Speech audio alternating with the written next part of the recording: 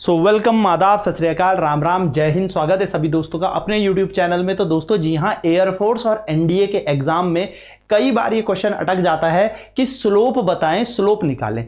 तो कैसे हम स्लोप निकालेंगे डिस्प्लेसमेंट टाइम ग्राफ का, विस्थापन समय ग्राफ का, आज इस छोटी सी क्लास में अपन लोग समझने की कोशिश करते हैं। ठीक है, तो जी हाँ बिल्कुल, आप क्या करने वाले हो, डिस्प्लेसमेंट टाइम ग्राफ का स्लोप यानी कि विस्थापन और समय की ग्राफ की प्रवणता आप निकालना सीख जाएंगे इस छोटी सी क्लास में। तो करना कुछ नहीं है दोस्तों, अपनी कॉपी और पेन लेके बैठो और चलो शुरू करते हैं आज का सेशन। बिल्कुल, तो हमारे एनडीए के एग्जाम में और एयरफोर्स एक्स ग्रुप के एग्जाम में ये क्वेश्चन कई बार फिजिक्स में पूछा जाता है। तो अपन समझेंगे slope of displacement time graph को, यानी कि विस्थापन और समय ग्राफ की प्रवणता को कैसे निकाला जाता है। तो दोस्तों ग्राफ समझने के लिए सबसे पहले आपको याद रखना है कि भैया हमारे पास ना कोऑर्डिनेट्स होने चाहिए, दो एक्सिस होनी चाहिए, है ना। तो आपको पता है नीचे वाली को हम एक्स एक्सिस कहते हैं और ऊपर वाई को हम वाई एक्सिस कहते हैं। ये बात आपको पता है कि भैया जो ये वाली जाती है ये एक्स एक्सिस होती है और ये वाली होती है वाई एक्सिस। अब एक्स एक्सिस का मतलब क्या होता है, एक्स अक्ष का मतलब क्या होता है कि आप कितने कदम एक्स की ओर हैं, और वाई एक्सिस का मतलब आप होता है कि कितने कदम वाई की ओर है। आप इसको इस तरीके से समझिए, आप कितने एक्स की ओर और कितने वाई की ओर है। यानी कि अगर मैं कहूं मैं 3 कदम एक्स में हूं तो आप मुझे 3 कदम ढूंढने आओ। ठीक है, तो इसको इस तरीके से समझ सकते हैं कि भैया हमने इधर पढ़ा था 3 कदम एक्स में, तो 1 2 3, यानी कि मैं आपको कहां पे मिलूंगा, 3 मीटर दूर एक्स पे कहीं पे मिलूंगा। आपने बोला अच्छा मैं तो ना 5 मीटर दूर हूं एक्स में, तो आपको कहां ढूंढने आना पड़ेगा, 5 मीटर दूर आना पड़ेगा एक्स में ढूंढ के। तो एक्स एक्सिस में आपके कोऑर्डिनेट्स ये रहे। ठीक है, उसी तरीके से दोस्तों आपने यूं कहा कि मैं तो वाई कोऑर्डिनेट में कहीं पे मिलूंगा, यानी कि मैं कहीं पर ऊपर की ओर मिलूंगा। तो 1 2 3, तो आप 3 पे हो, लेकिन कहां पर हो, इस बार वाई पे हो। ठीक है, तो अगर दोस्तों मैं कोऑर्डिनेट्स की बात करूं, कोऑर्डिनेट्स कैसे देखे जाते हैं।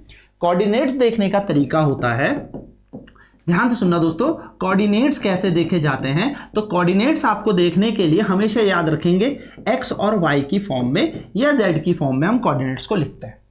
हमेशा एक्स वाई जेड की फॉर्म में लिखते हैं, यानी कि सबसे पहले जो भी लिखा होगा वो एक्स एक्सिस होगा, फिर वाई एक्सिस होगा, फिर जेड एक्सिस होगा, क्योंकि 3 डायमेंशन में होता है ना कोऑर्डिनेट्स। देखो, एक एक्स एक्सिस, एक वाई एक्सिस और एक जेड आपकी तरह।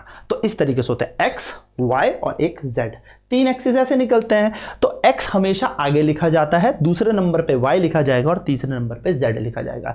यानी कि अभी कभी गलती से आपको 1,0,0 बोल दे तो आपके दिमाग की बत्ती जल जानी चाहिए कि हम 1 कदम दूर हैं एक्स पर, यानी कि हम यहां पर हैं और कहीं नहीं, हमारा कोऑर्डिनेट ये है।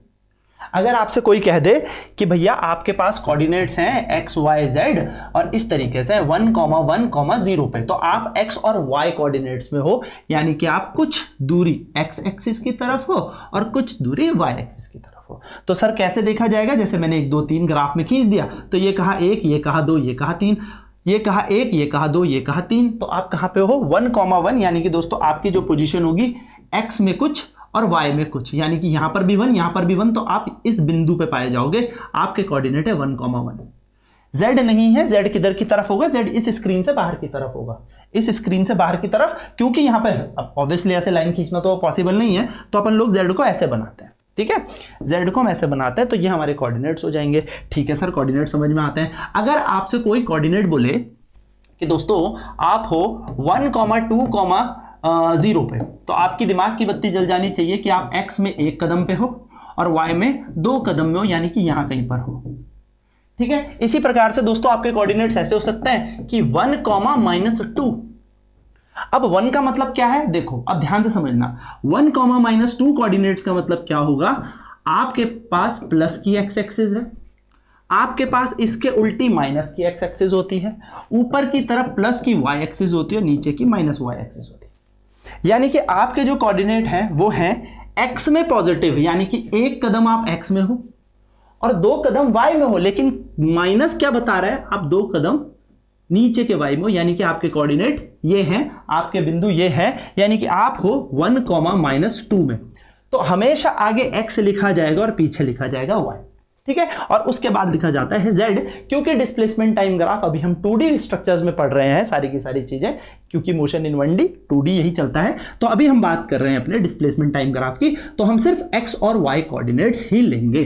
ठीक है, तो कोऑर्डिनेट आई होप समझ में आ गए होंगे कैसे कोऑर्डिनेट्स लिए जाते हैं और क्या होता है। कोऑर्डिनेट्स का तरीका। तो एक्स वाई जेड तीन तरीके से कोऑर्डिनेट लिए जाएंगे, हमेशा आगे एक्स, उसके बाद वाई, उसके बाद जेड लिखा जाएगा। यानी कि अगर कभी आपके पास ऐसा कुछ दे दें 1,2, तो अंडरस्टूड है दोस्तों ये एक्स है और ये वाई है। अगर 2,3 कोऑर्डिनेट दे दिए तो समझ जाना पहला वाला एक्स है, दूसरा वाई है। ठीक है, 0,0,1 दे दे तो आप समझ जाना ये x है, ये y कोऑर्डिनेट है, ये z है, यानी कि z में एक कदम पे है, x और y पे नहीं है। तो ये है कोऑर्डिनेट्स का मतलब। अब सर ये कोऑर्डिनेट्स क्यों निकाले जाते हैं? तो दोस्तों कोऑर्डिनेट से निकाला जाएगा स्लोप। तो स्लोप को समझने के लिए ध्यान से मेरी बात समझना, स्लोप को समझा जाता है इस ढाल से। तो मैंने आपको कहा था कि अगर ये डिस्प्लेसमेंट है और ये टाइम है, यानी कि x एक्सिस क्या दर्शा रहा है? समय, टाइम, और y एक्सिस क्या दर्शा रहा है? विस्थापन। तो जो भी ये बीच में स्लोप होगा, जो भी ये स्लोप होगा, जो भी ये प्रवणता आपकी होगी, जो भी स्लोप होगा, स्लोप यानी कि प्रवणता, जो भी ये प्रवणता है, स्लोप है, ये वेलोसिटी बताती है। यानी कि आपको पता है ये कमाल वाली बात क्या है? कमाल वाली बात बस इतनी सी है कि अगर दोस्तों एक तरफ विस्थापन है और एक तरफ समय है, यानी कि विस्थापन बटे समय, मैंने आपको पढ़ाया भी था पिछली क्लासेस में, डिस्प्लेसमेंट अपॉन टाइम, इसको कहते हैं velocity. So slope of displacement time graph आपको वेलोसिटी देगा, यानी कि ये जो लाइन है ये वेलोसिटी है। अगर आप ये लाइन को बता दो कि ये लाइन का स्लोप कितना है, इसकी प्रवणता, इसकी ढाल कितनी है, ये ढाल आप बता दो तो आपको पता लग जाएगा वेग कितना है, वेलोसिटी कितनी है। तो सारी कहानी इसको निकालने की ही है कि कैसे हम वेलोसिटी को निकालेंगे। बट अंडरस्टूड है, अगर इधर डिस्प्लेसमेंट है और इधर टाइम है, इधर डिस्प्लेसमेंट है और इधर टाइम है, यानी कि इधर विस्थापन दिया है और इधर समय दिया है, तो ये स्लोप आपको क्या बताएगा? वेग। अब दोस्तों कमाल वाली बात ध्यान से सुनना, क्योंकि एक बार एनडीए में ऐसा क्वेश्चन पूछा गया था और बच्चे थोड़ा सा कंफ्यूज हो गए थे। अगर दोस्तों y एक्सिस में डिस्प्लेसमेंट है और x एक्सिस में टाइम है, तब तो ये स्लोप आपको वेलोसिटी ही बता रहा है। ठीक है जी सर, तब तो ये वेग बता रहा है। लेकिन अगर ऐसे हो जाए कि इधर विस्थापन आ जाए और इधर समय आ जाए, यानी कि घूम जाए, नीचे डिस्प्लेसमेंट और टाइम, तब दोस्तों ये वेलोसिटी नहीं, तब ये 1 वेलोसिटी बताता है। मेरी बात ध्यान से समझिएगा, अगर x एक्सिस की तरफ में डिस्प्लेसमेंट आ जाए और y एक्सिस की जगह टाइम, यानी कि देखो जज्बात बदल गए, s इधर जा रहा था, t इधर, लेकिन घुमा दिया हमने, ये s कहां था? यहां था ना, ये यहां आ गया, और टाइम यहां था, यहां आ गया। तो जैसे ही ये घूम जाएगा ये 1 वेलोसिटी हो जाएगा। ये बात ध्यान में रखना, यानी कि यहां पर जिसकी ढाल कम, जिसका स्लोप कम, यहां पर जिसका स्लोप कम, उसकी वेलोसिटी ज्यादा, और यहां पर सर, यहां पर जिसकी स्लोप ज्यादा, उसकी वेलोसिटी ज्यादा। इसमें क्वेश्चन भी है मेरे पास, क्वेश्चन भी कराऊंगा, बट इसे समझना। तो यहां पर ये हो चुका है दोस्तों dt अपॉन ds, इसका मतलब ये हो गया 1/v। इस तरीके से इसको आप समझेंगे कि जब भी इधर टाइम और इधर डिस्प्लेसमेंट आ जाए तो हमारी 1 वेलोसिटी का ग्राफ हो जाएगा। इसको समझना। अब थोड़ा सा आगे बात करते हैं और थोड़ा स्लोप की बात करते हैं कि स्लोप कैसे कैलकुलेट करना है। तो स्लोप निकालने के लिए दोस्तों बहुत ही सीधी सी चीज है, आपको एक 3 फॉर्मूले मैंने आपको बताए थे कि स्लोप को m से दर्शाया जाता है। ठीक, दर्शाने का एक सूत्र है y2 minus y1 upon x2 minus x1। ये तो आपके लिए बहुत ही ज्यादा इंपॉर्टेंट फॉर्मूला है, इसी से स्लोप निकलेगा। y2 minus y1 upon x2 minus x1। x और y होते हैं कोऑर्डिनेट्स, जिनको हम निर्देशांक भी कहते हैं। ठीक है, दूसरा तरीका होता है दोस्तों टेन थीटा से निकालने का। अगर आपको एंगल या कोण दिया है तो टेन थीटा से निकालें। और तीसरा तरीका होता है दोस्तों ds बाई dt करके, यानी कि डिफरेंशिएशन करके। ठीक है, तो ये 3 तरीके हैं स्लोप निकालने के। अपन लोग इससे सीखेंगे और इससे सीखेंगे। ठीक है, वो अपन लोगों को इंस्टेंटेनियस वेलोसिटी पर निकालने में सीखेंगे।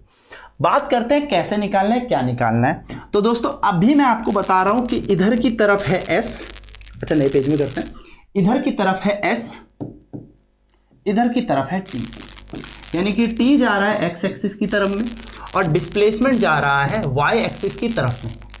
एक बात अपनी कॉपी पे नोट डाल के लिख लें, डिस्प्लेसमेंट टाइम ग्राफ को, डिस्प्लेसमेंट टाइम ग्राफ को, विस्थापन और समय ग्राफ को पोजीशन टाइम ग्राफ भी कहा जाता है।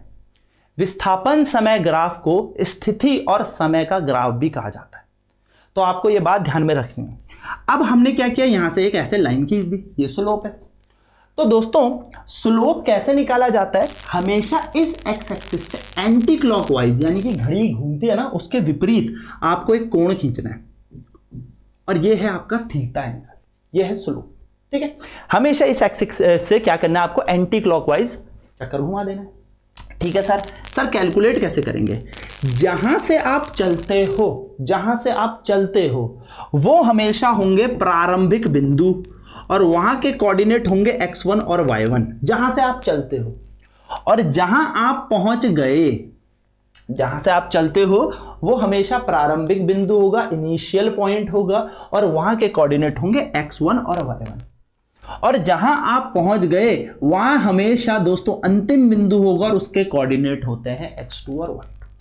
ठीक है, तो यदि आपको ये एंटी क्लॉकवाइज एंगल पता हो तो आप बोल सकते हो यस, वेलोसिटी निकाल दी जाएगी। कैसे निकाल जाएगी, tan थीटा से। माना मैंने एंगल यहां 30 डिग्री दे दिया, सीधी सीधी बात tan 30 का मान 1/√3, आपका आंसर आ गया सीधे सीधे। ठीक, लेकिन अगर यहां पर आपको कोऑर्डिनेट्स दिए हैं x2 y2 x1 y1, तो उतना ही आंसर इससे भी आएगा। तो यहां तो वेलोसिटी tan थीटा से निकालो, या जो वेग है वो निकाला जाएगा y2 minus y1 upon x2 minus x1 से। इन दोनों फॉर्मूलों को अपने ध्यान में रखना है। ठीक है, ठीक है दोस्तों, ये बात ध्यान में रखेंगे। तो स्लोप होता है ढाल। अब देखो यहां पर अगर मैं एक क्वेश्चन लूं, और एक क्वेश्चन इस तरीके से लूं, एक क्वेश्चन में इस तरीके से लूं, देखो आपकी स्क्रीन में आपको दिख रहा होगा कि ये है विस्थापन और ये है समय। ठीक है, ये है विस्थापन और ये है हमारे पास समय, यानी कि ये है डिस्प्लेसमेंट और ये है टाइम। हमारे पास दो कार दे रखी है, कार ए और कार बी। ठीक है, एनडीए का PYQ है, एनडीए का प्रीवियस ईयर क्वेश्चन है। हमें दो कार दे रखी है, कार ए और कार बी, और हमें दे रखा है डिस्प्लेसमेंट और टाइम का ग्राफ। आपसे पूछा है कि कौन सी कार की वेलोसिटी ज्यादा होगी, इन दोनों में से कार ए और कार बी में किसका वेग ज्यादा होगा। यानी कि ऑप्शन नंबर पहला कह रहा था कि VA will be greater than VB, दूसरा ऑप्शन कह रहा था VB is greater than VA, यानी कि V का मतलब वेग है, हाँ वेलोसिटी है। तीसरा ऑप्शन कह रहा था दोनों का वेग एक ही है, और चौथा ऑप्शन कह रहा है नन, इनमें से कोई नहीं, कोई नहीं। तो कैसे निकाला जाए सर, समझ में आती बात। तो इधर डिस्प्लेसमेंट इधर टाइम, अंडरस्टूड है, जिसकी ढाल ज्यादा काम खत्म। देखो दोस्तों याद रखना है, y एक्सिस में डिस्प्लेसमेंट जा रही है और x एक्सिस में टाइम। तो जिसकी ढाल ज्यादा उसका वेग ज्यादा। क्या करना है सर, कुछ नहीं करना दोस्तों, हमें यहां से एंटी क्लॉकवाइज, ठीक है, हमें क्या करना है, एंटी क्लॉकवाइज एक एंगल मान लेना है। मान लिया θ1 और θ2। अब देखो कौन है ज्यादा, θ2 ज्यादा है। आपने tan थीटा पढ़ा होगा, tan थीटा में थीटा का मान जैसे जैसे 0 से आगे बढ़ता जाता है, देखो ये 90 तक है, ठीक है, तो 0 से जैसे जैसे जैसे जैसे जैसे जैसे बढ़ता जाएगा tan थीटा का मान वैसे वैसे वैसे वैसे वैल्यू बढ़ती जाती है। तो थीटा जैसे जैसे बढ़ेगा tan थीटा का मान बढ़ेगा, tan थीटा की वैल्यू बढ़ेगी, और हमारा जो वेग है वो बढ़ता जाएगा। तो यहां से अंडरस्टूड है कि भैया क्योंकि स्लोप ए का स्लोप बी से, यानी कि जो ढाल है ए की वो ज्यादा है बी से, तो हम कहेंगे ए का वेग बी से ज्यादा है। Simple and easy. सो कैसे पहचाना, वाई एक्सिस में डिस्प्लेसमेंट और एक्स एक्सिस में टाइम जा रहा है। ठीक है सर, तो अपना तो यहां आंसर आ गया। लेकिन यहीं पर अगर इस क्वेश्चन को ऐसे घुमा दिया जाए कि इधर जा रहा है टाइम और इधर जा रहा है डिस्प्लेसमेंट, अब ये क्वेश्चन आपके बीच आ गया, यानी कि टाइम और डिस्प्लेसमेंट हमने क्या कर दिया, चेंज कर दिए। तो अब इस केस में दोस्तों क्या होगा, कौन से कार का वेग ज्यादा होगा, कौन से कार का वेग ज्यादा होगा, यानी कि वेलोसिटी ज्यादा होगी।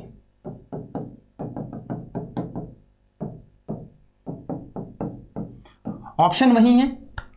इस केस में आपको यह समझना है कि एक्स एक्सिस में अब डिस्प्लेसमेंट चल रही है और y एक्सिस में अब टाइम चल रहा है, यानी कि विस्थापन जा रही है x अक्ष में और y एक्सिस में जा रहा है समय। अब जिसका स्लोप कम होगा ना दोस्तों, जिसका स्लोप कम होगा उसका वेग ज्यादा होगा। जिसकी प्रवणता कम है उसकी वेलोसिटी, जिसकी स्लोप कम है, जिसका स्लोप कम है उसकी वेलोसिटी ज्यादा होगी। यानी कि जिसकी प्रवणता कम उसका वेग ज्यादा। क्यों सर? क्योंकि ये फॉर्मूला बन गया dt/ds बराबर 1/v। एक्चुअली किताबों में ना इसको इस तरीके से लिखा जाता है, क्या फर्क पड़ता है, बात तो वही है, dt/ds इक्वल टू v, यानी कि जिसका स्लोप अब कम उसका वेग ज्यादा। क्यों? क्योंकि x एक्सिस में अब क्या जा रहा है, डिस्प्लेसमेंट जा रहा है। तो बस दिमाग की ना बत्ती इतनी सी जला के रखनी है कि अगर इधर पोजीशन दे रखी होगी यानी कि स्थिति दे रखी होगी और इधर आपको समय यानी कि टाइम दे रखा होगा और बस x एक्सिस और y एक्सिस का थोड़ा ध्यान देना, तो इस तरीके से होगा। तो बेसिकली यहां पर अब आपको क्या मिलेगा, किसका स्लोप कम है, b का। तो b का स्लोप क्योंकि कम है, क्योंकि b की प्रवणता ज्यादा है, क्योंकि जिसकी प्रवणता देखो ज्यादा, जिसकी प्रवणता ज्यादा उसका स्लोप कम है ना। अरे देखो ना, ये जो ढाल है ये ज्यादा हो गई, ये ढाल ज्यादा है, यानी कि ये स्लोप ज्यादा है, ये स्लोप कम है। और जिसका स्लोप कम है उसका रेसिप्रोकल है ना, देखो इनवर्स है, यानी कि अगर ये घटेगा तो ये बढ़ेगा, ये घटेगा तो ये पूरा बढ़ेगा। तो कौन सी चीज है, यही तो स्लोप है, यही तो ढाल है, यानी कि ये घटेगा तो ये बढ़ेगा, यानी कि VB का वेग ज्यादा है VA से। ये बात भी आपको ध्यान में रखनी। तो दो क्वेश्चन ये थे स्लोप के कि जब डिस्प्लेसमेंट और टाइम को इंटरचेंज कर दिया जाए तो कैसे आपको सोचना है। अब बात करते हैं अगले क्वेश्चन की कि सर इस पॉइंट में कैसे वेलोसिटी निकाला जाए। ये भी आपके पास एनडीए का ही PYQ है। एनडीए का PYQ क्यों लिया है, क्योंकि एनडीए के ही क्वेश्चन हमारे पास रिपीट हो जाते हैं कई बार एग्जाम्स में, ठीक है। तो स्लोप प्रीवियस ईयर से समझाने की मैंने कोशिश की है। अब बात करते हैं, तो हमारे पास देखो ये डिस्प्लेसमेंट जा रहा है, ये टाइम जा रहा है, अंडरस्टूड है। ये जो स्लोप है ये वेलोसिटी। हमसे पूछा भैया OA की वेलोसिटी निकालो, OA की वेलोसिटी निकालो, AB की वेलोसिटी बताओ और BC की वेलोसिटी बताओ, यानी कि स्लोप पूछा है हमसे, है ना। हमसे पूछा है AB का मान बताओ, हमसे पूछा है OA का मान बताओ और हमसे पूछ लिया BC का मान बताओ। तो कैसे बताया जाएगा सर, चलो फटाफट से इसको भी चेक करते हैं। तो दोस्तों सबसे पहले मैंने आपको क्या बताया, आपको बताया कि जहां से आप चलते हो उन कोऑर्डिनेट्स को लिख लो, है ना। तो ये है पॉइंट O, जहां पे कोऑर्डिनेट होंगे 0,0। हमेशा आगे लिखा जाता है x और पीछे y, और जहां से हम चलते हैं वहां पर x1 और y1, जहां से हम चलते हैं वहां पर x1 और y1। कहां पहुंचे, A पर पहुंच गए। ए पे देखो x कितनी दूरी आगे है, ए पे देखो सर, तो ए पे जो है x और y निकलेगा 5, आगे हमेशा x लिखना है और y लिखा जाएगा सामने, तो y भी 5। तो x2 और y2, क्योंकि OA में स्टार्टिंग पॉइंट O है और एंड पॉइंट A है, तो जल्दी से हम OA निकाल लेते हैं, वेलोसिटी एट OA। दोस्तों क्या निकालना है, y2 minus y1 upon x2 minus x1, हमारे पास सूत्र है। y2 कितना है 5 माइनस y1 कितना है 0, x2 कितना है देखो 5 और x1 भी कितना है 0। तो अपन ने देखा OA का जो मान आया वो आया 5/5, यानी कि 1 मीटर पर सेकंड। तो जब कोई बंदा O से A जा रहा था तो 1 मीटर पर सेकंड के वेग से जा रहा था, ठीक है सर। अब A पे पहुंच गया। अब अपन से दूसरा क्वेश्चन पूछा है कि सर वेलोसिटी बताओ AB की, कि A से B जाते वक्त उसकी वेलोसिटी कितनी होगी। तो A जहां से चला उसको मान लो x1 और जहां से चला उसको मान लो y1, तो अपने कोऑर्डिनेट्स तो फिक्स हो गए। B पे पहुंचा दोस्तों, तो B पे देखो कहां पहुंचा 10, तो x और y लिखते हैं सर, आगे हमेशा x और पीछे y। x में कितनी दूरी चला 10 और y में कितनी दूरी चला 5। आओ दोस्तों इसका नाम दे दो x2 और y2, क्योंकि सेकंड कोऑर्डिनेट है, अंतिम बिंदु A B में B है भाई, एंड पॉइंट B है, बस निकाल दो। क्या करना है, y2 minus y1 upon x2 minus x1।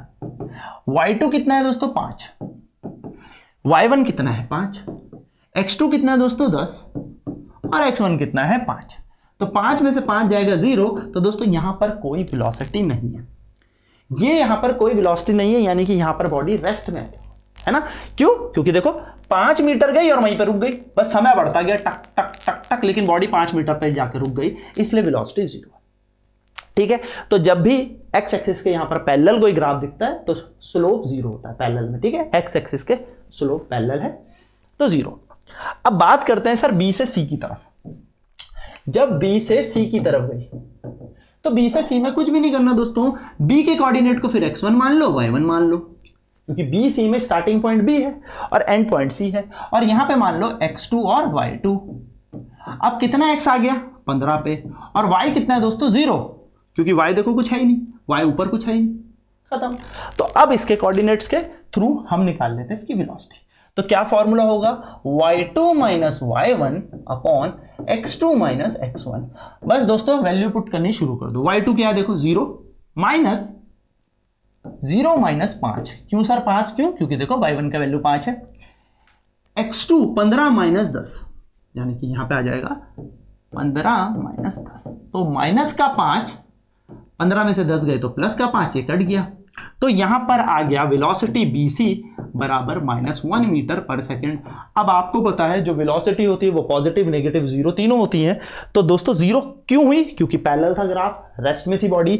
Positive कब, जब टाइम के साथ साथ डिस्प्लेसमेंट बढ़ रहा था, विस्थापन बढ़ रहा था पॉजिटिव। और नेगेटिव क्यों, क्योंकि अब घटना शुरू हुआ और एक पॉइंट ऐसा आया जब बॉडी वापस अपनी स्टार्टिंग पोजीशन में आ गई अकॉर्डिंग टू वाई एक्सिस।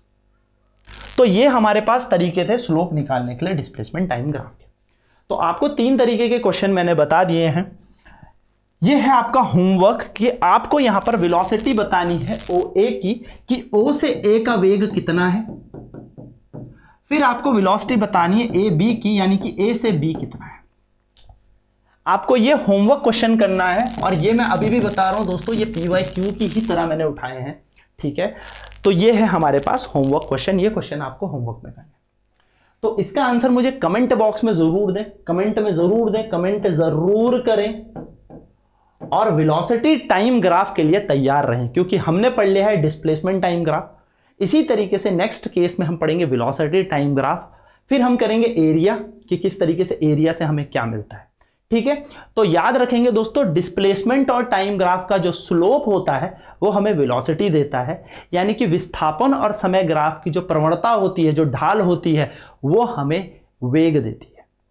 ठीक है, तो आई होप ये वीडियो आपको समझ में आई होगी।